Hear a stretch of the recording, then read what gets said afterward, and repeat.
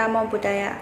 Perkenalkan, nama saya Febrianti, NPM 2141256. Hari ini saya akan mempresentasikan tentang rangkuman Biku Utama dan Bapak Cornelis Wawor. Banyak orang yang mengatakan kamu kena karma kan karena sering melakukan perbuatan jahat. Padahal karma tidak selalu buruk.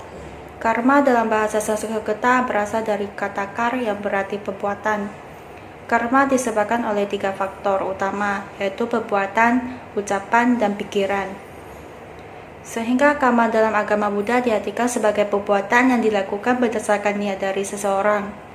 Karma itu terdiri dari banyak macam, misalnya 1. Terkadang kita bisa lahir di kehidupan yang bahagia, serba berkecupan, itu berkat karma dari masa lampau. Karma ini merupakan karma yang melahirkan. 2.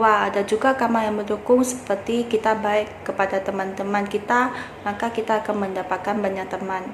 3. Selain itu ada juga karma yang mengurangi, seperti pada masa lalu kita yang sering mengosip dan juga menyakiti hati orang lain. Maka pada kehidupan ini teman-teman yang kita didapatkan akan melakukan hal sama kepada kita. 4. Dan ada juga karma yang mematikan, yang menghilangkan karma baik yang telah dikumpulkan. Perbuatan yang kita lakukan juga dikategorikan ke dalam beberapa jenis, yaitu 1. Garuka karma.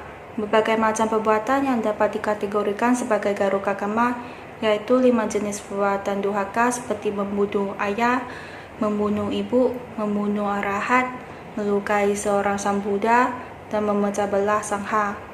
Akibat dari garuka karma akan mengakibatkan kita terlahir di alam neraka avidzi. 2.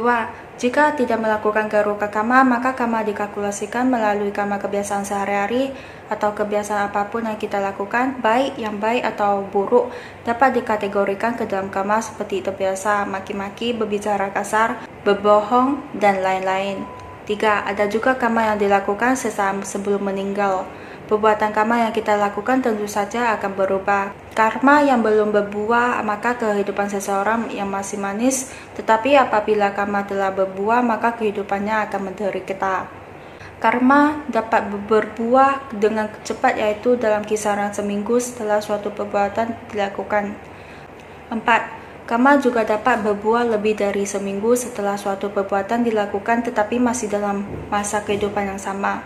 5. Karma juga dapat berbuah pada kehidupan yang akan datang atau bahkan berbuah pada kelahiran 2, 3, 4, dan seterusnya yang akan datang. 6.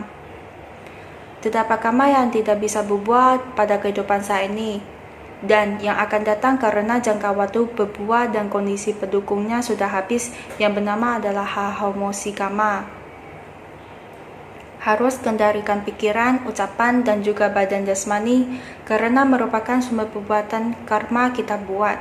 Selain itu, akar dari perbuatan jahat juga harus dikendalikan dari loba, dosa, dan moha, dan tidak lupa untuk mengendalikan pikiran, ucapan, dan badan jasmani. Orang yang masih belum mendapatkan buah dari karmanya sendiri, maka ia akan terasa kehidupannya manis sebagai buah. Apabila orang yang telah mendapatkan buah dari karma sendiri, maka akan merasa dunia itu pahit. Sehingga kelahiran kembali itu ada, dan banyak orang yang dapat melihat kehidupan sebelumnya, baik pun diri sendiri ataupun orang lain. Di Indonesia, orang seperti ini biasanya disebut sebagai orang indigo. Kita juga dapat mengetahui kehidupan masa lampau dengan melakukan meditasi pandangan terang, Vipassana Bhavana. Sekian dari saya, Soti Hotu Namo Buddhaya.